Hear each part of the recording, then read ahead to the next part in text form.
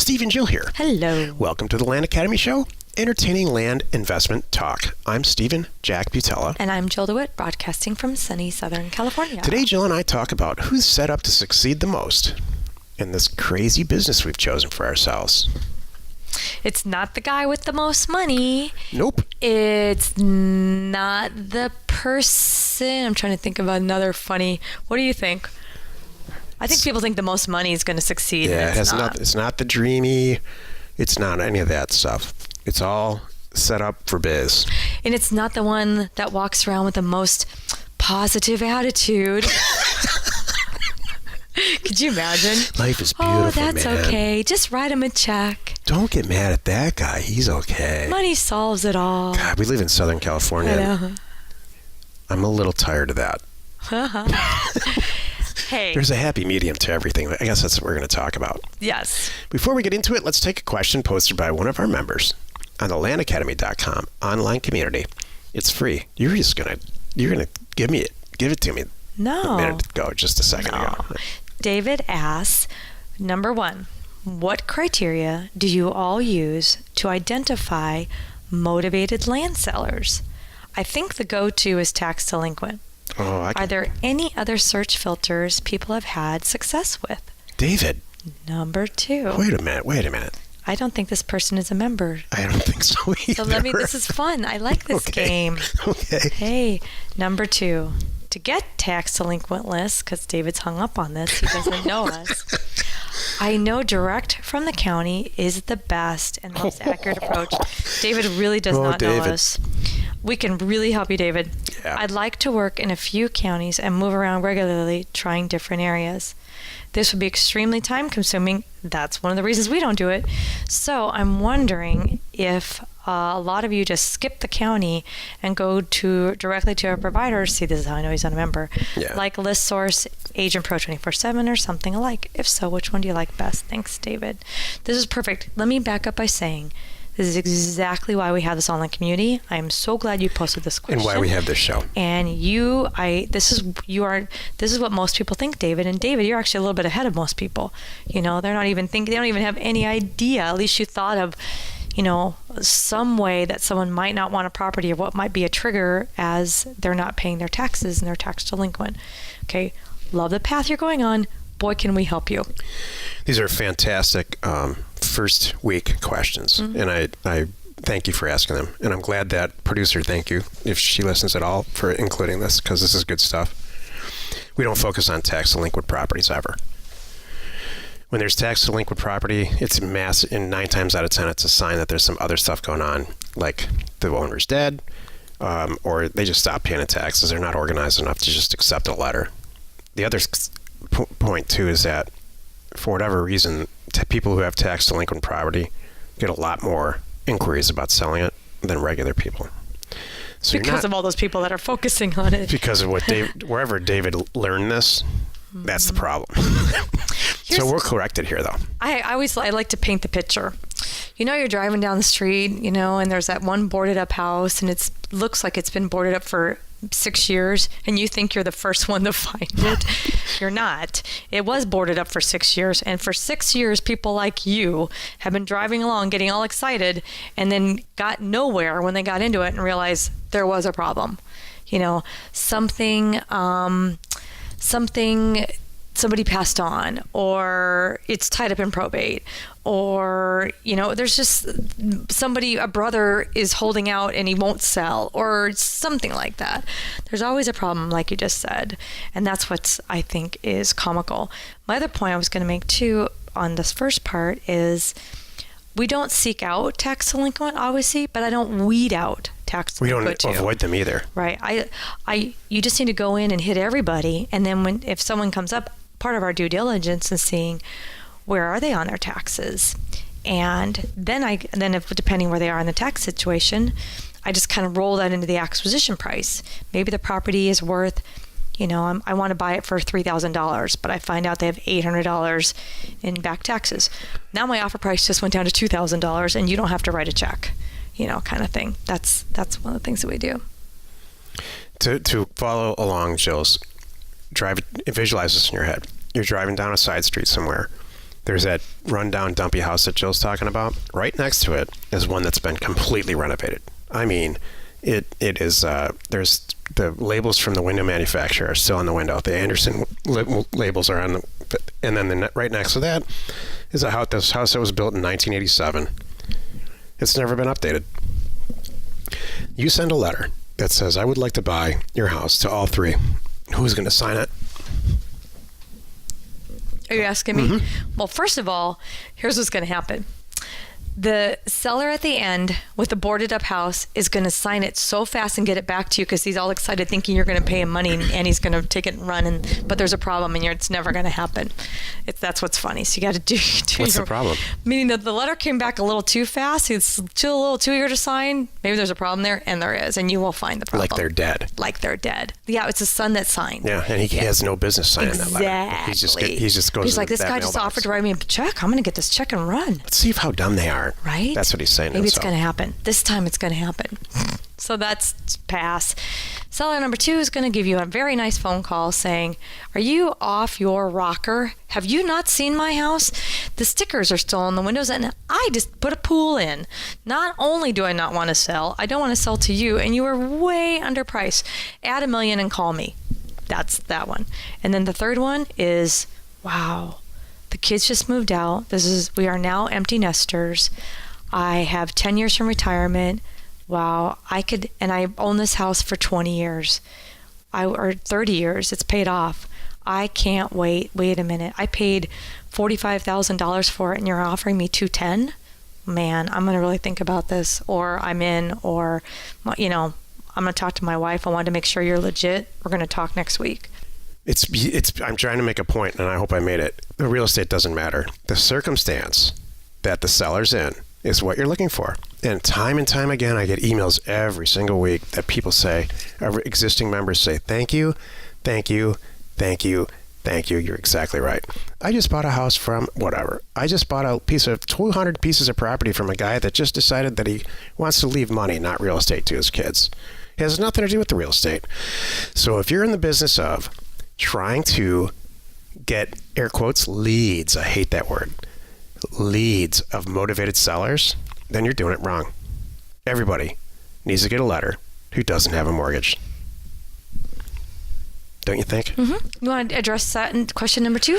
Question number 2, to get tax delinquent lists directly from the county is the best and most accurate approach. Where do you get it, Jill? RealQuest Pro, Data Tree, and we use not Agent Pro 24/7. We use Title Pro 24/7, which is their Mac Daddy. We are licensed providers of the 3 data aggregators. Where do they get the data? Directly from the county. Right. Well, why don't you just go to the county and get it? It'd be cheaper and easier because it's in a horrific format. Every county has some cockamamie scheme about how they put data together. And the reason that you pay these people a subscription like Data Tree or RealQuest is because they aggregate it into a easy to use form, and you don't have to be a data expert. And you don't have to go to the county. And you don't have to decipher it. And I've talked to a lot of people who have done it that way and I love it, actually. When I talk to people who have done that, they're like, I had to drive to this county and pick it up. This one mailed it to me. It took them 2 weeks. And this one, I'm not even sure they included all the criteria that I wanted. And I'm trying to figure it all out. So now we're 3 weeks in, trying to put it all together. And when I did mine overnight, well, that's too bad. I just spent 2 hours on it and I'm good to go. 2 weeks. They spent weeks. I spent 2 hours. These lists are usually come in a, what's called ASCII2 delimited form. And if that makes your eyes roll back in the back of your head, like it does with Jill, I think, then this is, going to the county is not for you.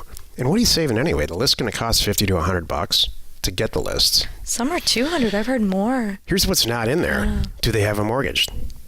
You don't know that. They don't keep track of that. Mm-hmm. So now, what I just said in the beginning, like everybody who doesn't have a mortgage gets a letter, you don't know that. You got to trust us, at least on this. The subscription to any one of these things costs between $200 and $1,000. We have all of them. We include all this stuff, and it's way cheaper than that for what you get because we negotiated a fantastic deal. Mm-hmm. Today's topic: who is set up to succeed the most in this crazy business that we've chosen for ourselves? This is the meat of the show. Jill, if you're over being mad at me, can you... I want to hear yours. You go first this time. You are so... I'm not going to go first. Probably never again. I would kiss you, but it won't come across on the air. Thanks. The person who is set up to succeed the most in this business understands that when I say this sentence, there's a little switch that flips in their head, and they realize that they don't actually have to learn anything else or become an expert at anything else for the rest of their lives if they just master this one thing. Buying undervalued real estate consistently. That's who's going to succeed. If that's not setting off all kinds of bells and whistles in your head and you're new, then if you can buy a house for $150,000 and without doing anything to it, it's worth 210 or 200, that should flip a switch in your head and do it consistently, not just once, and do it 10 times a week.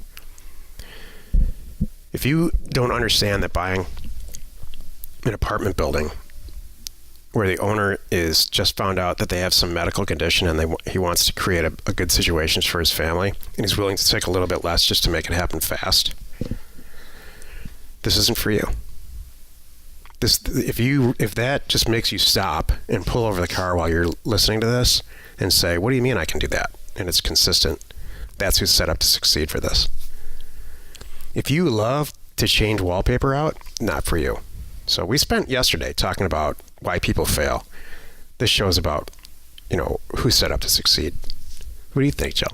Well, you brought up a good point about the values and undervalued. There actually are people, I'm sure you've talked to them too out there, that they're like, well, that's just not nice. Uh-huh. Retail is this. I should pay retail. Sure. This is not for you then. I get that once in a while still. Isn't that funny? Why are you taking advantage of people? Right. You should give them the top of their market. You should give them the full value of what their house is worth. Okay, well, this isn't for you. It's like, I want to answer with, have you ever had a yard sale? If so, why? You should have done it full price, and you should have cleaned it up and make it look pretty, and you should have sold it online and done professional photographs and everything for all the stuff for in your $22. Yard. Yeah, exactly. Because then they go, well, no, it's a yard sale. I could care less. Well, and then I'm like, yes, that's what these people think about these properties. If you're an altruistic person like this, there's a million careers out there for you. Nursing, anything civil involving engineering, insurance. all kinds of, you could maybe try to make the world a better place by being a politician. That's a great idea. You could be a pro bono only lawyer and eat ramen noodles for the rest of your life. Real estate investment may not be for you. That's good. Why don't you go do people's tax returns for free in the inner city? That's good. Might be good for you. Yeah. That's perfect. I'm not saying be greedy. I'm not saying be nasty. I'm saying, and the fact is this, and there's no way that people believe me when I say this stuff until it actually happens to them. Every single one of these people thank us throughout the whole transaction. I know. I have letter after letter of people that have thanked me and said that you allowed me to take my mother to Hawaii when she was diagnosed and terminally ill, and you're the money that you sent us for buying this property. Thank you, thank you, thank you. I have tons of them. Exactly. Look, I'm not saying that we're in this for altruistic reasons. I'm just saying the real point of the show is this: if this doesn't make sense, this one concept, you can actually buy real estate for way less than it's worth and help people while you're doing it and make a good living, a really great living, actually, if you're organized enough, then it's okay. It's not for you. But those are the people who set up to succeed. And I say set up, not mechanically do it. Go ahead. I think this is all about transparency. So not only with us on the show, but with our buyers and with us and our sellers. I mean, that's it. So we're really not. And it may actually, honestly, and our members know this, I get a little mad when I hear people say, oh, I bought that cheaper than you usually do. It hasn't happened in a long time, but people used to look at my numbers and try to come in under my numbers. And I'm like, okay, come on, you guys. It's not a contest to see who can get it the cheapest. The contest should be let's flip it the most and flip the fastest and do well, all of us. It's really not a contest. But contest is volume too. Right. That's what I mean. Okay. So it's not trying to, you bought property for, $400 an acre in that area. I just bought it for $279 an acre. Take that. You know what I mean? Yeah. That's not what this is about. So, and anyway, I just wanted to say you have to. We're transparent with our customers, and they know this is our business.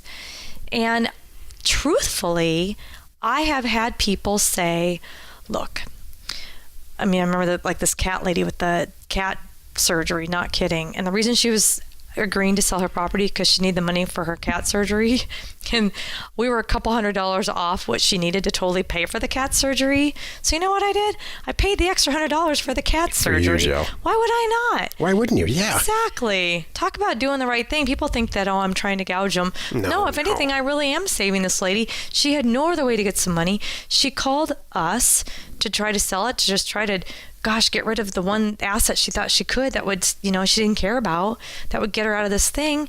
And we did it for her. And she had a check in 2 days. The woman was over the moon, Every once in a while I talk to somebody and they want to know what the trick is. They think that there's some kind of, what's the trick? What do you mean? What's your angle?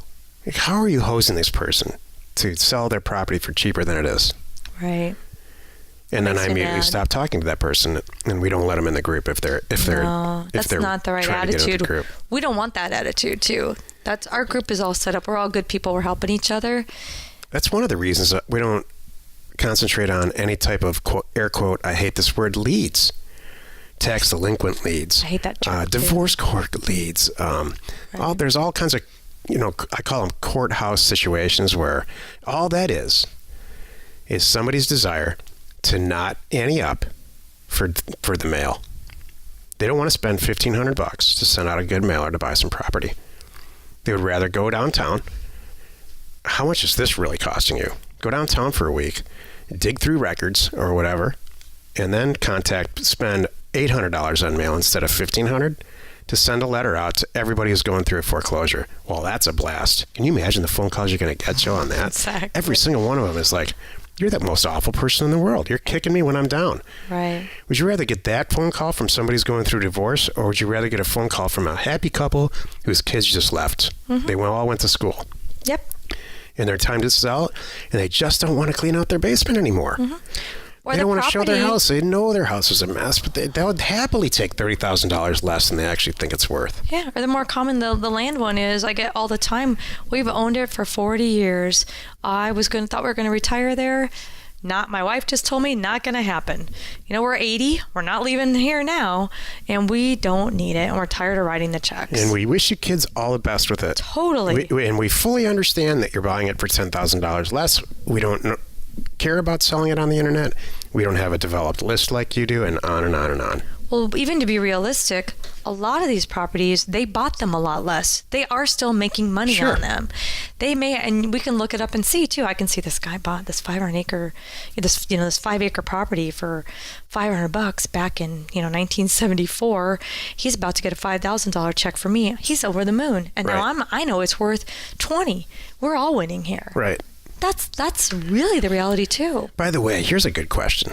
I don't know why I haven't thought about this earlier. When's the last time you had a seller say this to you? I'm really, really reluctant to sell this property to you for this price. I'm sure that I'm selling it too cheap. So it's just making me really uncomfortable. Has that ever happened to you? No. Yeah, it's never happened to me either. No. But I think that's what people think. No. Because if that person ever said that, I would say, you know what? Last thing I want is for you to feel like you're not getting value out of this. I'll walk right now at this price. But this is what we're willing to pay, and we have to keep the lights on. And I've never had to have that conversation. Mm-mm. No, if this works for you. Almost 16,000 deals are done. Great. If it doesn't work for you, I understand. That's okay. Save my number. If things change, let me know. No, it's always the opposite. Thank you, Steve. Thank you. Your letter came at a perfect time. This is what's going on in my life. I'm going to follow through on that. So, to bring this back to the topic, who's set up to succeed the most? Somebody who's interested in having those conversations and putting a system together to really, really financially benefit from that and build some serious equity. That's who. And then bring the right attitude to that. It's pretty. It so clearly makes sense to me that I can't. Like, I guess there are some people that go into some stuff that I don't know. I guess I never would go into. Like flying an airplane. Becoming a commercial pilot is maybe the last thing I would ever do, and I don't know why. I didn't sit around and ever think about it. That's just the first example that came to my head. Like, okay. What about you, Joe? Like, what career that's really viable and has just never entered your head? There's a lot. I know. Go ahead. Reel them off. There's a ton. No, I mean, every day I walk into a store. Every day I walk into a successful, not every day, but, you walk in successful stores. How about the guy who does my hair? He's killing it in his hair salon. Mm-hmm. I love all the people and the commotion and the energy. And I'm like, you got to be raking it in because I know what you charge. And he's like, isn't this great? There's no way on the planet I would do that. Me too. So there you go. Yeah, we're out of time. I could list 50 now that you say that. Like own a bar. Yeah. It's not a good idea for me. Right. Well, you've done it again. You spent another 20 minutes listening to the Land Academy show. Join us tomorrow for another interesting episode where we discuss return on investment analysis per land deal. It's staggering. And we answer your questions posted on our law online community found off of landacademy.com. It's called landinvestors.com, and it's free. You're not alone in your real estate ambition. I wonder how much of that was a rant. A lot of what you did was a rant. I got to ask you a personal question, all right? Sure. A lot of it was a rant. Yes. When you get done with these shows like this, we're in the after talk. Like, do you have any idea how we came across? Well, I don't. I get out of. I'm like so in the moment. Like a lot of people listen to the show, so it must work. But I don't know if it was ranty or helpful or just a disaster. I'm hoping you're a healthy mix of. I'm trying to think of a really good informational broadcaster that I like, and I can't think of any names right now because the ones I used to like are now blackballed from the media. Really? Yeah. Like on the morning show we used to watch is not there anymore. Yeah. So I can't use him as an example, but too bad for I like to think you're a healthy mix of a successful broadcaster and Howard Stern. It's funny you say that because there's a lot more information coming out on that specific person. Oh, I just saw it in the news today. Oh, no. It's way worse than everybody thought. Wow. He must have had some kind of addiction to. That's pretty sad. Yeah, it really is. Okay. This is not what we want to talk about today, is it? Nope. Okay. Share the fun by subscribing on iTunes or wherever you're listening. And while you're at it, please rate us there. We are Steve and Jill. Information and inspiration to buy undervalued property.